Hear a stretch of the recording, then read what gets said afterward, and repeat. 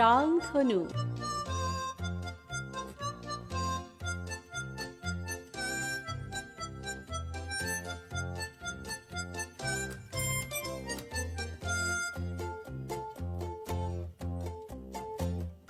অনুষ্ঠানের এ পর্যায়ে তোমাদের সাথে পরিচয় করিয়ে দিচ্ছি বাংলাদেশের রাজধানী ঢাকার এক নতুন বন্ধুকে।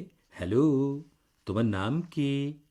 আমার নাম তাহিয়া বাড়ি অরিত্রা। তাহিয়া বাড়ি অরিত্রা তোমার নাম? বেশ সুন্দর নাম তো। তো তোমার নামের অর্থ কি?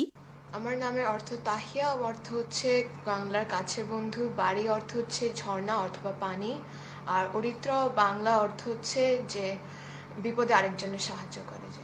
অরিত্রা, তুমি কোন স্কুলে পড়ো? আমি ideal school and college Banasree শাখায় পড়ি, কোন ক্লাসে পড়ো তুমি? ক্লাস 7।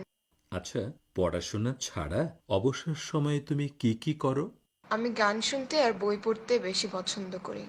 আজকের আসরে তুমি কি কি শোনাতে চাও? আমি একটি ছড়া শোনাতে চাই। ছড়াটার নাম হচ্ছে বর্ষা, লিখেছেন আমিনাল আসাদ। ছড়া শোনাবে?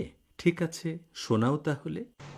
টিনের চালের বৃষ্টি পড়ে ঝুম ঝুম ঝুম, খুকুর চোখে নামে যখন ঘুম ঘুম ঘুম, দুপুর তখন 3টা বাজে ঠিক ঠিক ঠিক, ঠিক তখনই হাসলো জেরত ফিক ফিক ফিক, কাঠ ঠোকরা ঠুকছে যে কাঠ ঠক ঠক ঠক, মোরগটা তাই উঠছে ডেকে কক কক কক, বাদলা হাওয়া তুলছে আওয়াজ পট পট পট, দৃশ্যটা কি ভিন্ন দেশেতে নট নট নট। বাহ, তোমার ছড়াটি বেশ ভালো হয়েছে। তো অরিত্রা, তুমি নিশ্চয়ই অবসর সময়ে বেড়াতে পছন্দ করো। তো এ পর্যন্ত কোথায় কোথায় বেড়াতে গেছো তুমি? আমি আমার মা বাবা ভাইয়ের সাথে বাংলাদেশের কক্সবাজার, রাঙামাটি, চিটাগং, তারপর খাগড়াছড়ি, বান্দরবন, রাজশাহী, আর বাইরে থাইল্যান্ড, কাশ্মীর, মালয়েশিয়া ঘুরতে গেছি। অল্প বয়সেই তুমি দেশ বিদেশের অনেক জায়গায় ঘুরতে গেছো।